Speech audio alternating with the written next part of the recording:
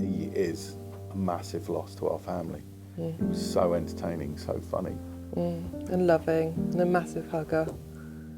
Yeah. Yeah, and he was capable of so much love as well. Yeah, my relationship with him was very special because he was just great to be around. He was just...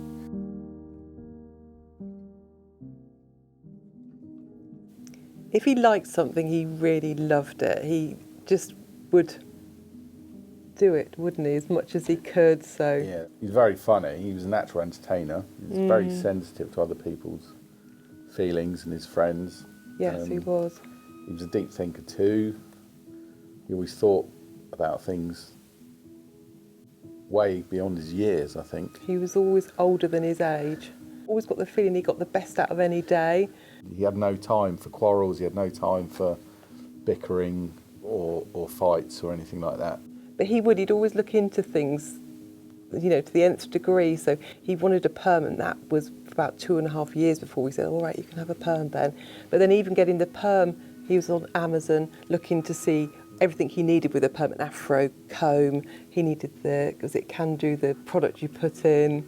And yeah, so, and even before that, before we'd agreed, because it was lockdown, he'd even bought a perm you could do at home and all the rollers and the papers, but luckily we couldn't do it, so we didn't do it. But he loved his bike. The bike was a big part of his life the last year or so, and he saved up to buy himself the appropriate bike, having trashed 3 of our other bikes that weren't fit for purpose for wheelies. But he saved up, didn't he? Christmas and birthday, all his money went towards that bike.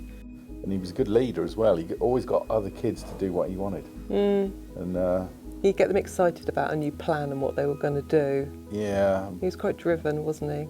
But he was so funny. I mean, I've said this before, but he was his life timing. and soul of our family. We miss that incredibly. Yeah, the house is quiet now, which whereas before it was full of life, always full of his friends. We had all kinds of amazing kids come through the door, different cultures, different backgrounds, but they're all brilliant.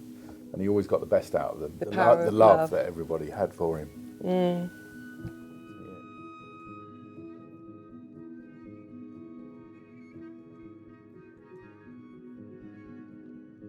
That morning, I'd spent the morning doing chores with him.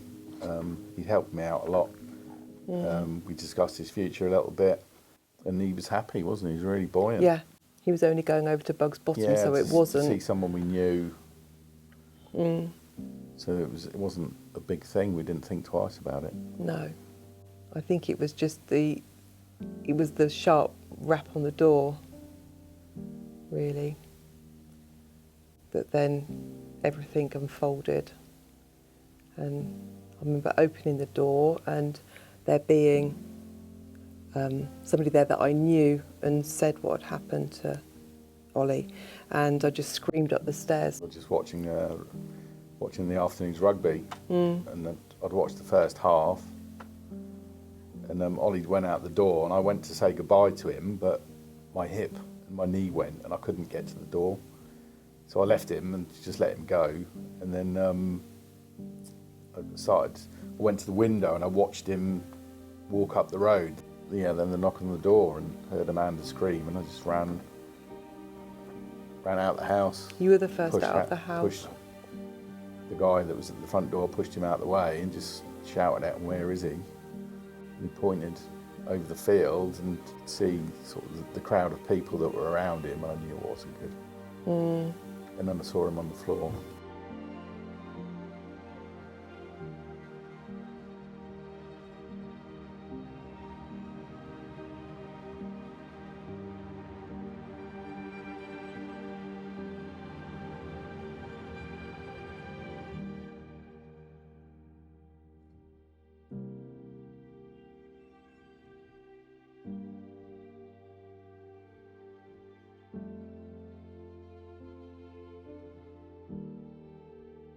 People were trying to hold you back, weren't they? Yeah, they just stopped me getting to him, and it just annoyed me. I just wanted to get to him and hold him. You did hold his hand. I got to him and held his hand briefly, but I knew then he wasn't coming back. And it was just silent, it was just deadly silent. And I could hear the CPR on his chest. And just his little pot belly jumping up and down with the CPR. But yeah, it was just the strangest feeling. When I first got to the field, you fell to your knees and you shouted, "My boy, my boy." No, you screamed it. Turned around and looked at the scene, and there were just loads and loads of faces, just blank and white and staring, just complete and utter panic. Because there's somebody you've loved and nurtured. And we knew he'd gone, didn't we? We just knew as soon as we looked at him, it wasn't a case of, even though the CPR was happening, you just felt just the colour of his skin and the way he looked so lifeless. You didn't really Yeah, and when I feel. got up, his blood was on my knees, and they were quite away from his body, so I know that he'd lost a huge amount of blood. But the emergency services fought for him for an hour. They performed an on-site surgery. They flew a surgeon in from Portsmouth by helicopter. Yeah, everybody did all they It was could staggering. to try. The emergency services were just amazing. There was nothing they could have done because the injuries he sustained, We now know. just one of them would have killed him. But there were two, and they were both fatal injuries. He is a massive loss to our family. You wake up and you still can't believe you're in this. No, Doesn't- no. It doesn't go away, put it that way. I don't think it ever will. And I think time might make things a little easier, but I don't think it will. I think, you know, this is where we are now. I mean, to lose somebody is hard. To lose a child is harder, but to have a child murdered is just something else.